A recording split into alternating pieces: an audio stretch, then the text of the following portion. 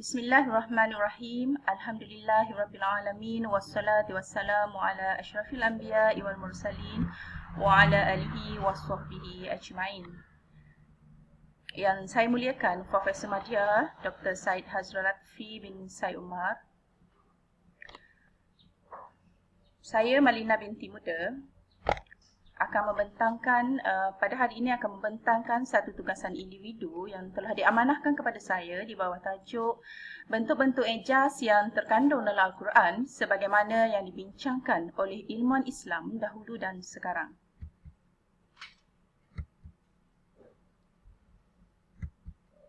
Sebagai pendahuluan, ijaz Al-Quran adalah keajaiban yang ada pada Al-Quran sehingga meletakkan Al-Quran selayaknya sebagai mukjizat agung Rasulullah SAW.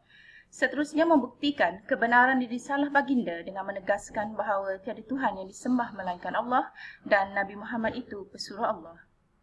Bidang ijaz Al-Quran merupakan satu bidang ilmu yang penting untuk membolehkan seseorang itu memahami, menghurai dan mentafsir sesuatu ilmu yang dibentangkan dalam Al-Quran. Seterusnya, isi kandungan Al-Quran terus dikaji dan diteliti oleh para ilmuwan, di mana terdapat 26 tempat berbagai makna dalam penggunaan ijaz dalam Al-Quran.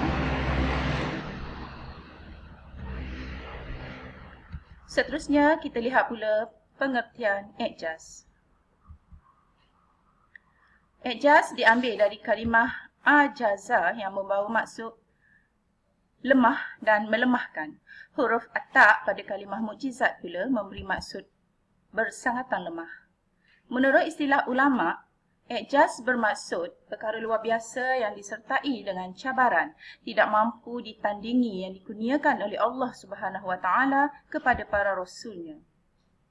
Seterusnya kita lihat pula bentuk-bentuk ijaz. Di sini saya bahagikan bentuk-bentuk ijaz kepada beberapa bahagian, iaitu ijaz al-lughawi, ijaz al-bayani, ijaz al-ilmi, ijaz at-tashri'i dan ijaz al-ghaibi. Ijaz al-ghaibi iaitu segala berita atau perkhabaran gaib, iaitu sesuatu perkara yang berupa gaib dari Nabi Muhammad SAW, tidak melihat perkara yang berlaku atau tidak berada di situ pada waktu kejadian dan tidak mengetahui tentang perincian sesuatu perkara tersebut. Seterusnya kita lihat pula ciri-ciri ijaz al-ghaibi, iaitu ijaz al-ghaibi al-madhi. Yang kedua, ijaz al-ghaibi al-hadir. Dan ketiga, ijaz al-ghaibi al-mustaqbal. Ijaz al-ghaibi al-madhi, iaitu Allah Subhanahu Wa Taala menamakan kisah-kisah umat terdahulu sebagai perkara gaib dengan tujuan untuk membuktikan kebenaran Nabi Muhammad SAW sebagai utusan Allah dan membuktikan kebenaran Al-Quran sebagai wahyu Allah. Sebagai contoh, iaitu kisah penjagaan Zakaria terhadap Maryam dan kisah Nabi Musa AS dengan Fir'aun. Ijaz al-ghaib al-hadir, iaitu sesuatu peristiwa yang berlaku tanpa kehadiran Nabi Muhammad SAW. Wahyu yang menceritakan tentang realiti peristiwa tersebut dengan tujuan untuk menguatkan usaha dakwah Rasulullah SAW dan memastikan ia berjalan sebagaimana yang dikehendaki. Contohnya kisah Yahudi dengan hukuman zina sebagaimana yang terdapat dalam kitab Taurat. Seterusnya, ijaz ghaib al-mustaqbal, iaitu apa yang disebut dalam Al-Quran tentang perkara yang akan berlaku pada masa hadapan, sama ada ditetapkan tempoh ataupun tidak. Contohnya, kemenangan Rom dalam surah Ar-Rum dan cabaran mendatangkan satu surah yang sama dalam Al-Quran. Ijaz al-ilmi, Al-Quran merupakan hidayah bagi manusia dalam menjalani kehidupan di dunia sebagai khalifah Allah. Kemukjizatan ilmiah Al-Quran bukanlah terletak pada pencakupannya tentang teori-teori ilmiah yang selalu baru dan berubah, serta merupakan hasil usaha manusia dalam penelitian dan pengamatan, tetapi ia terletak pada dorongannya untuk berfikir dan menggunakan akal. Seterusnya kita lihat i'jaz at-tashri'i. Manusia merupakan makhluk sosial yang saling memerlukan antara satu sama lain.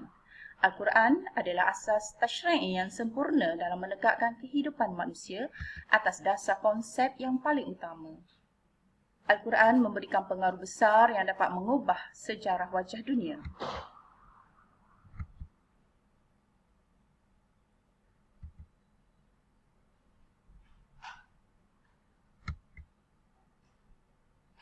Seterusnya, i'jaz al-lughawi.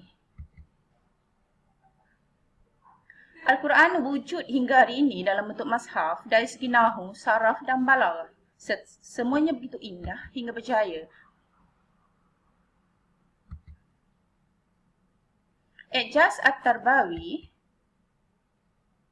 terbahagi kepada 3 bahagian, iaitu dari segi akidah, syariah dan juga akhlak. Manusia yang mempunyai akidah yang benar, iaitu mengesakan Allah Subhanahu Wa Taala, akan melaksanakan syariat yang Allah tetapkan dalam hidup seharian. Kesannya menjadikan manusia berakhlak mulia kerana hakikatnya manusia ditarbiyah secara langsung oleh Allah melalui Al-Quran.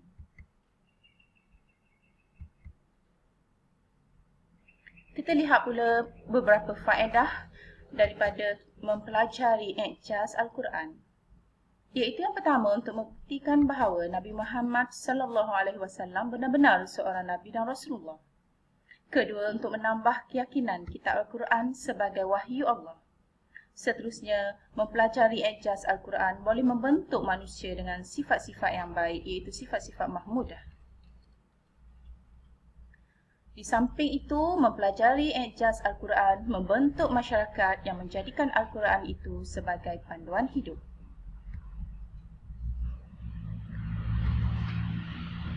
Sebagai kesimpulan, Al-Quran sebagai kitab suci terakhir yang Allah turunkan dimaksudkan untuk menjadi petunjuk kepada hamba-Nya, bukan hanya bagi masyarakat tempat di mana kitab ini diturunkan, melainkan bagi seluruh umat manusia hingga akhir zaman. Al-Quran sebagai kalamullah haruslah memiliki nilai kemukjizatan yang tidak mungkin bagi hamba Allah untuk menandinginya.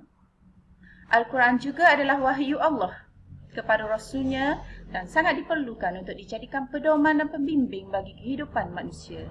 Justru itu, Al-Quran tetap terpelihara dan terjaga keasliannya. Allah Subhanahu Wa Taala mempunyai cara tersendiri untuk memelihara kalamnya. Sekian, setakat ini saja dulu pembentangan daripada saya. Saya sudahi dengan lafaz mulia.